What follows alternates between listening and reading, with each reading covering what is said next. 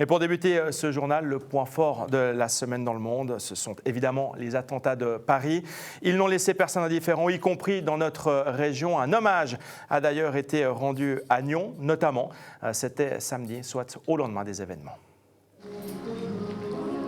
Dans ce genre de situation, beaucoup de personnes restent un peu dans leur coin et gardent leur tristesse pour eux.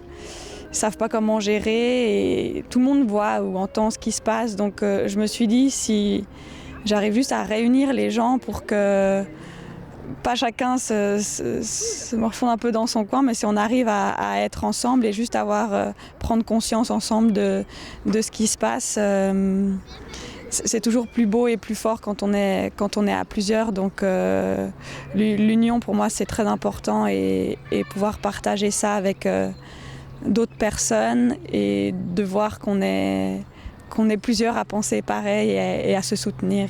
Pour moi, c'était très important d'être là pour montrer, pour réagir à ce qui se passe actuellement dans ce monde et pas loin de chez nous, à Paris. Et c'est important de réagir de cette manière aussi parce que faut pas réagir au terrorisme par des ondes négatives mais plutôt par des ondes positives et c'est le meilleur moyen de montrer que nous sommes avec eux. Je me sens bien, je me sens apaisée. C'est quelque chose, ça m'apaise, j'ai fait quelque chose. J'ai fait quelque chose, c'est peut-être rien pour beaucoup de monde, mais pour moi, c'est beaucoup. Étonnamment, avec ce qui se passe, je ressens de la paix, mais ce matin, ça tremblait dans tous les sens. Je tremblais de partout et je suis très sensible, donc ça me touche, ce genre d'actes qui arrivent, qui se passent. Donc voilà, je pense que le mieux, c'est de sortir et de voir d'autres personnes avec qui on peut partager ce qu'on ressent. Quand on voit tout ce qui se passe actuellement dans le monde, on commence à voir le côté négatif dans beaucoup de choses, effectivement. Mais pas en Suisse, dans notre région. Pour l'instant, on est encore privilégiés. Mais c'est pas loin, puisque la France, elle est à côté. Et la France, c'est à quelques kilomètres, voilà. Alors vous le savez, depuis samedi, la France a à nouveau introduit les contrôles aux frontières, engendrant des perturbations dans les principaux axes routiers, à Bardernay, à Perly, à Vallorbe surtout, mais aussi à la douane de Chavannes-de-Bogie. Florian Cavalleri, vous êtes justement sur place. Quelle est la situation ces jours ? Comme vous pouvez le constater, Mike, la situation est plutôt calme ce jeudi midi aux abords de la douane de Chavannes-de-Bogie, même si un riverain que nous avons rencontré nous a effectivement signalé que les contrôles avaient été accrus. Car en matière de circulation, on aurait pu croire que on aurait pu penser à d'importantes perturbations aux abords des postes frontières. Et les douaniers, dans un communiqué daté de dimanche, recommandaient d'ailleurs aux automobilistes de prévoir plus de temps que prévu pour leur déplacement. Pourtant, la gabegie annoncée n'a pas eu lieu, sauf lundi matin sur certains axes. Et selon le porte-parole de la police vaudoise, Jean-Christophe Sautrel, les pointages réalisés par les douaniers aux abords des douanes ont révélé qu'il n'y avait pas eu plus de circulation que prévu. D'ailleurs, les recommandations de la police vaudoise sont tout simplement de vivre normalement, comme avant ce funeste vendredi 13 novembre.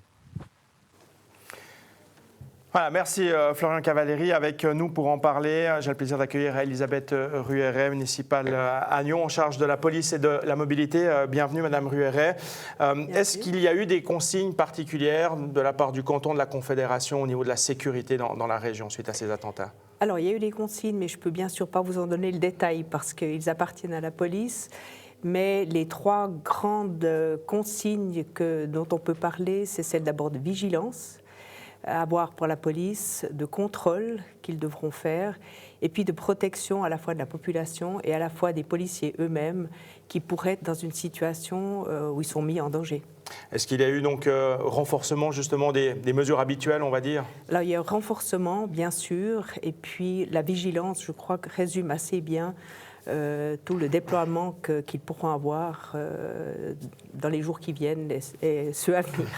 Alors, vous restez avec nous, Madame Ruéret, parce que vous êtes surtout là pour parler avec nous du nouvel horaire des CFF qui entrera en vigueur le 13 décembre prochain. Et comme redouté, Nyon est la principale victime des changements annoncés. Les trains ICN ne s'arrêteront plus en gare de Nyon, à 2 exceptions près. Et pourtant, les autorités communales et régionales avaient déjà fait part de leur désapprobation lors de la mise en consultation de l'horaire. C'était au mois de mai.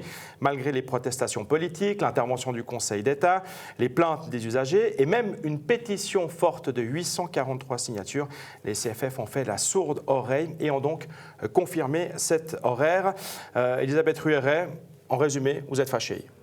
Je suis fâchée, ça n'est pas d'aujourd'hui, parce que j'aimerais refaire un peu le passé, parler de demain, donc de début décembre, et puis parler de l'avenir. Alors pour le passé, nous avions déjà réagi fortement en 2012 lors des premiers changements d'horaire, où on avait 16 arrêts à Nyon pour les ICN qui ont été réduits à 10.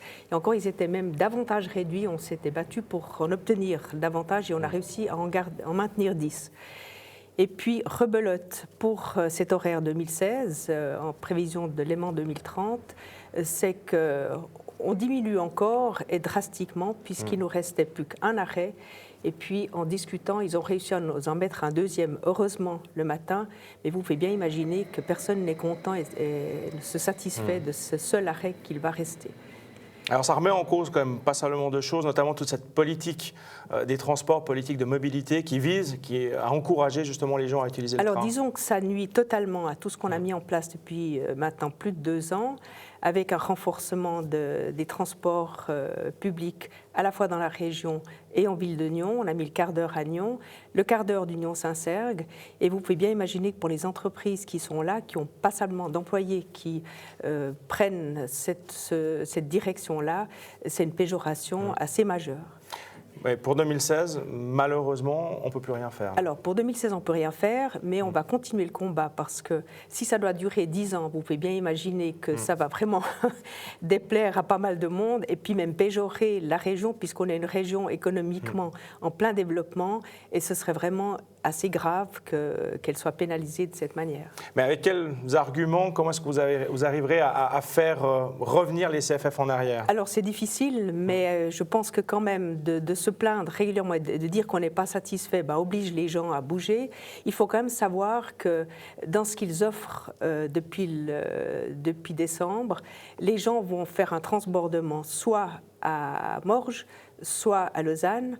À Morges, il y aura 13 minutes d'attente. Donc, vous m'expliquerez comment ceux qui prennent le train vont patienter. Ce qu'on risque d'avoir, c'est d'avoir des gens qui reprennent leur voiture, alors que tout ce qu'on a mis en place depuis quelques années pas le but, hein. va vraiment pas dans ce sens-là.